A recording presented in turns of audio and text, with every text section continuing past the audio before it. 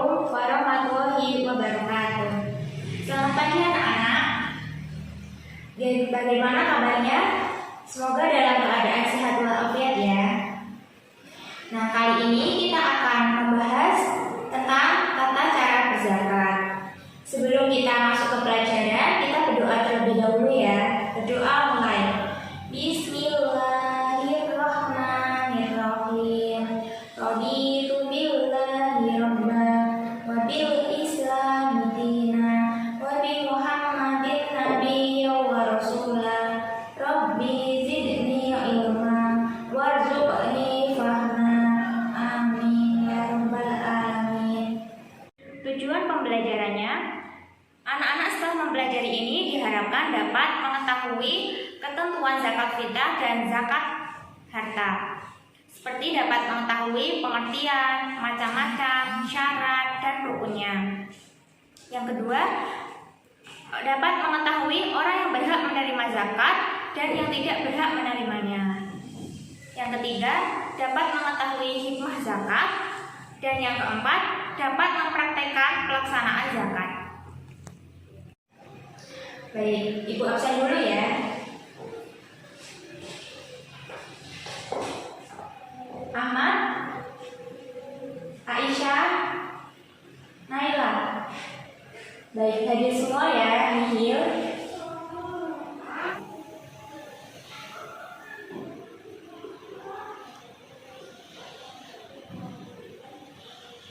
Baik, kali ini kita akan membahas tata cara zakat. Anak-anak tahu nggak, zakat ini termasuk rukun Islam yang keberapa? Semua pada tahu ya? Benar. Termasuk rukun Islam yang ketiga. Rukun Islam kan ada 5. Yang pertama syahadat, yang kedua sholat, yang ketiga zakat, yang keempat puasa, dan yang kelima haji bagi yang mampu. Baik, zakat ini apa pengertiannya? Ada yang tahu nggak? Zakat berasal dari kata zakat.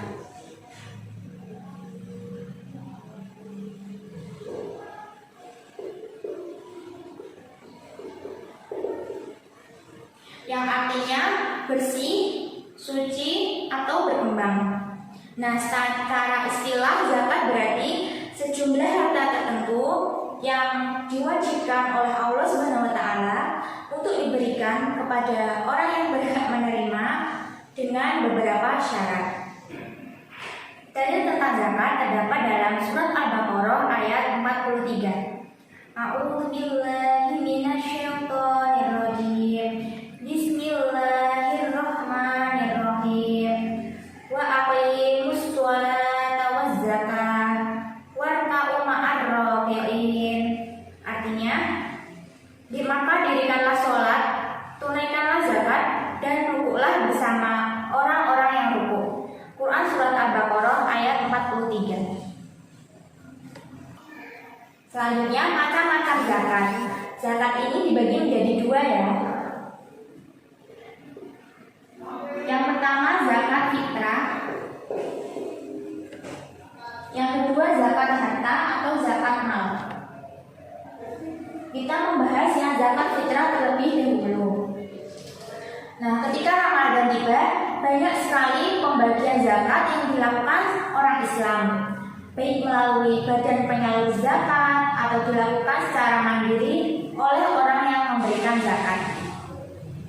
Nah, pengertian zakat fitrah. Zakat fitrah adalah zakat yang dikeluarkan oleh setiap orang Islam yang memiliki kelebihan, baik laki-laki maupun perempuan, orang dewasa maupun anak-anak, berupa makanan pokok untuk membersihkan dirinya atau keluarga yang menjadi tanggungannya, untuk menjadikan kesempurnaan puasa Ramadan serta hari raya Idul Fitri.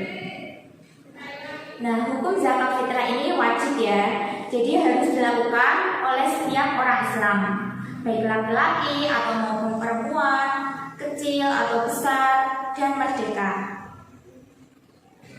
Selanjutnya syarat zakat fitrah. Syarat zakat fitrah ini ada 3, yaitu yang pertama orang Islam yaitu orang yang tidak beragama Islam tidak wajib berzakat ya. Yang kedua, orang itu masih hidup waktu terbenamnya matahari sampai pada malam Idul Fitri. Yang ketiga, orang itu mempunyai kelebihan makanan baik untuk dirinya maupun untuk keluarganya pada malam hari raya sampai siang harinya. Kemudian, waktu mengeluarkan zakat fitrah.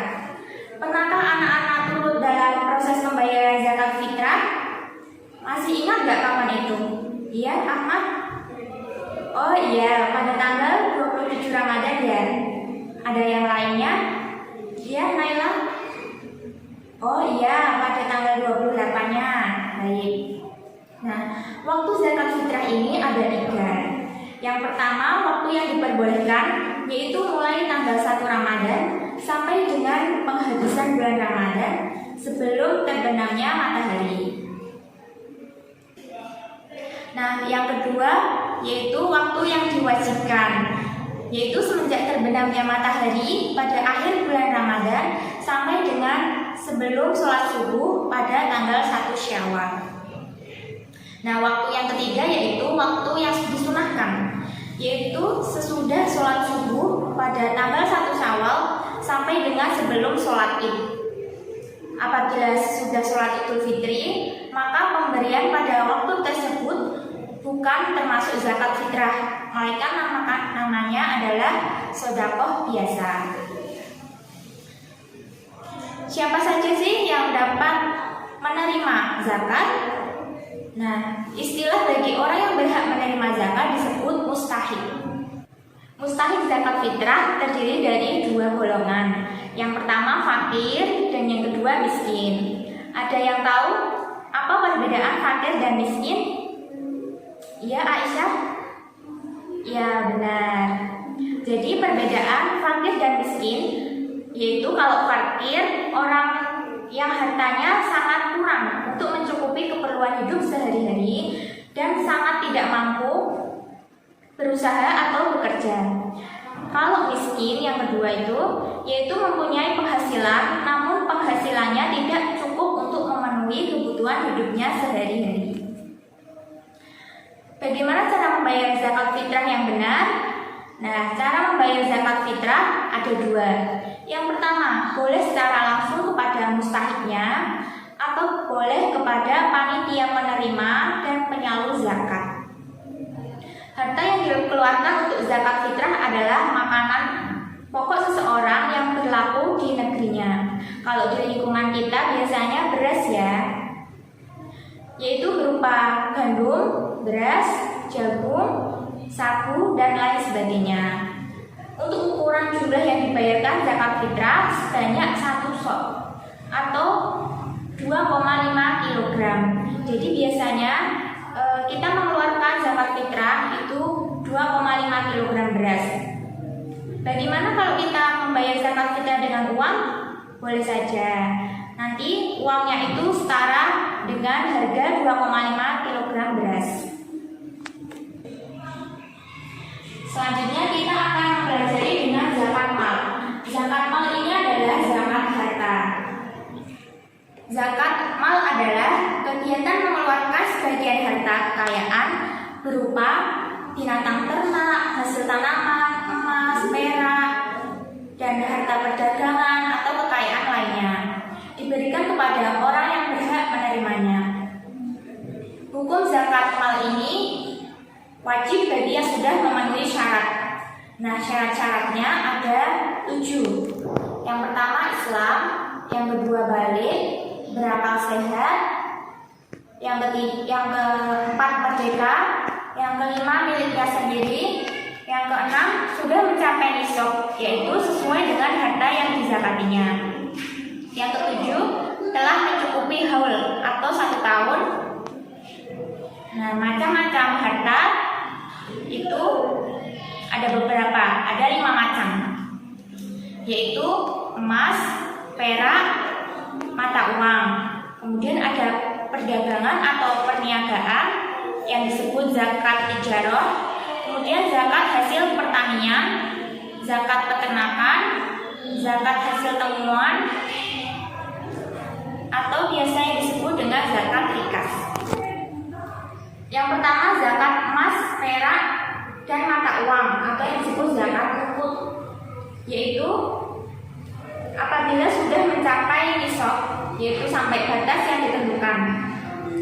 Ini nisab emas 93,6 gram, zakatnya 2,5%. Kemudian zakat perdagangan atau perniagaan yang biasa disebut dengan zakat tijarah, yaitu zakat yang wajib dikeluarkan jika nilai barang-barang perdagangan dalam 1 tahun ternyata seharga emas yang wajib dikeluarkan, maka zakat yang dikeluarkan adalah 2,5%. Selanjutnya yang ketiga, zakat hasil pertanian. Zakat ini dikeluarkan atas jumlah kekayaan seorang Islam dalam 1 musim panen jika sudah mencapai nisabnya. Adapun yang perlu dikeluarkan adalah 5 wasak atau 653 kg setiap panennya. Maka zakat yang dikeluarkan adalah 5% untuk tumbuhan yang diairi dan 10% untuk tumbuhan yang hanya diairi oleh hujan. Yang selanjutnya yang keempat yaitu zakat peternakan. Nah, ini ada beberapa peternakan yang wajib dizakati, yaitu berupa unta, sapi atau kerbau, dan kambing. Nah, ketentuannya yang pertama, nisab dari zakat unta. Seorang yang mempunyai unta wajib mengeluarkan zakat dengan ketentuan 5-9 ekor unta, zakatnya adalah 1 ekor kambing umur 1 tahun lebih. Selanjutnya, nisab zakat sapi atau kerbau.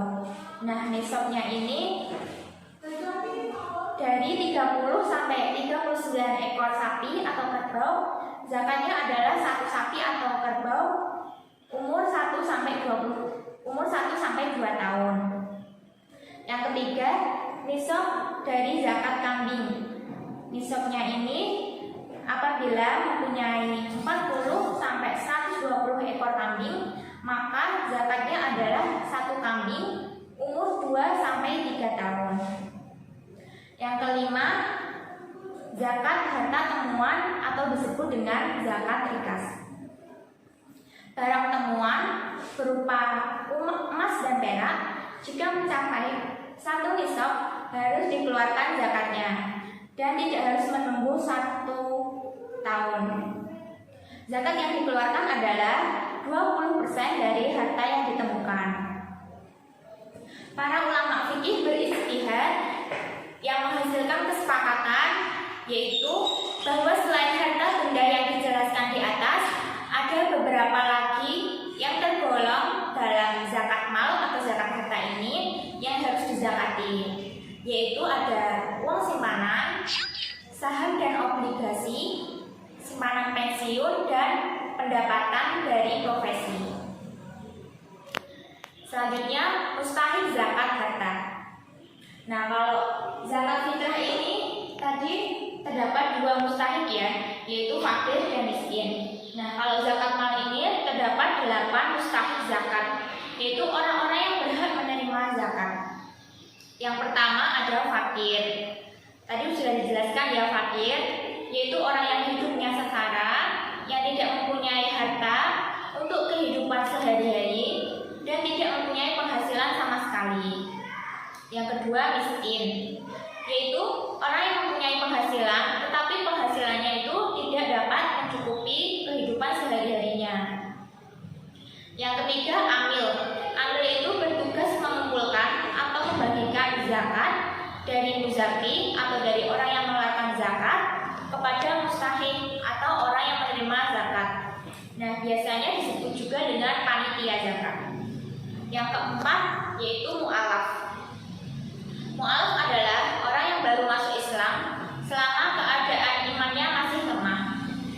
Yang kelima, hamba sahaya atau biasa disebut budak atau rikab, yaitu orang yang tidak mempunyai kebebasan karena mereka menjadi milik orang lain. Yang keenam, gharim. Gharim adalah orang yang mempunyai banyak hutang sedangkan ia tidak mampu untuk membayarnya. Yang keenam, yang ketujuh, sabilillah, yaitu orang yang berjuang di jalan Allah.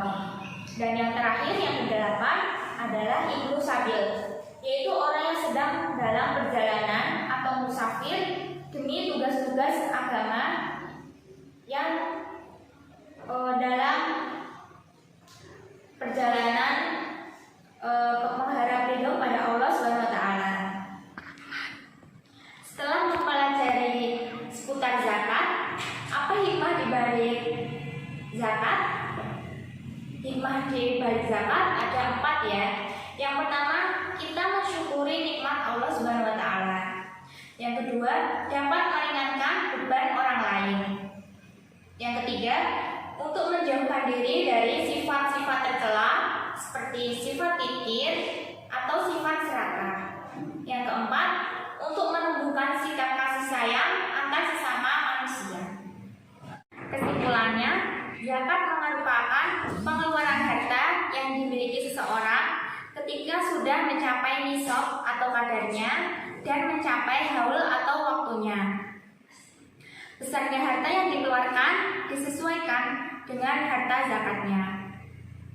Nah, selain untuk menunaikan kewajiban sebagai umat Islam, menunaikan zakat juga sebagai cara untuk kita lebih dekat dengan Allah Subhanahu wa taala. Dengan menunaikan zakat, maka mengajarkan bagaimana menjadi pribadi yang pemurah, ikhlas dan tulus dalam memberikan bantuan kepada orang lain yang membutuhkan. Nah, pesan saya untuk adik-adik semua, agama Islam adalah agama yang mengajarkan kedermawanan. Allah Subhanahu wa taala mempunyai sifat Rahman yang artinya pemurah. Nabi Muhammad meskipun bukan orang yang berlatar belakang kaya, namun paling gemar memberikan sesuatu kepada orang lain. Nah, sahabat-sahabat Nabi pun juga merupakan orang-orang yang dermawan, terlebih mereka yang tergolong orang kaya. Nah, tangan di atas lebih baik daripada tangan di bawah. Ini merupakan sebuah ungkapan yang menjelaskan tentang pentingnya berbagi. Agama Islam menghendaki orang-orang yang memiliki kelebihan harta untuk menyisihkan sebagian hartanya bagi mereka yang membutuhkan. Dalam ilmu fikih, memberikan sebagian harta yang dimiliki dapat dilakukan dengan berbagai cara. Salah satunya ini dengan cara berzakat. Nah, zakat dapat menyucikan jiwa dan harta serta mengangkat derajat orang yang berzakat, baik dari segi moral atau segi amal. Sehingga orang yang menunaikan zakat akan mendapatkan kebahagiaan di dunia maupun di akhirat. Sekian yang dapat saya sampaikan. Kurang lebihnya mohon maaf. Wassalamualaikum warahmatullahi wabarakatuh.